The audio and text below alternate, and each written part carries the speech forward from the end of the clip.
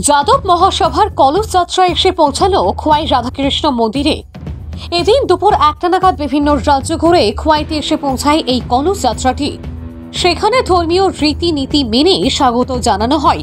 উপস্থিত ছিলেন কলস যাত্রার উত্তর পূর্বের প্রভারী প্রভাত দাস, রাষ্ট্রীয় উপাধ্যক্ষ পীতাম্বর দাস সহ অন্যান্যরা। ভানুচন্দ্রের রিপোর্ট, আসাম প্রাইম নেটওয়ার্ক। আজকে কি বিষয় নিয়ে আপনারা এখানে যে এসেছেন, মূল উদ্দেশ্য কি? আমরা এটা অখিল ভারতবর্ষে যাদব মহাসভা, এর দাবি হচ্ছে অহির রেজিমেন্ট গঠন করার। আর এই অহির রেজিমেন্ট গঠন করার জন্য রাষ্ট্রব্যাপী এই যাত্রা, কলস যাত্রা, যেটা রেজাঙ্গুলা থেকে শহীদদের মাটি এই কলসের ভিতরে আছে। আর এটা পুরো দেশব্যাপী এই যাত্রা চলছে। আমরা কালকে আসামে ছিলাম, আজকে ত্রিপুরাতে এসেছি। আরেকটা যাত্রা সেটা আজকে অন্ধ্রপ্রদেশে আছে, 15 দিন ওখানে থাকবে। পুরো দেশব্যাপী চলছে।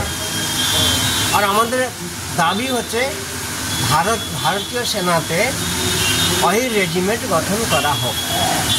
এই জন্য আমরা দেশের জন্যে, দেশের ভূমির জন্যে, আমাদের সমাজ অহিরনে বলিদান দিয়েছে।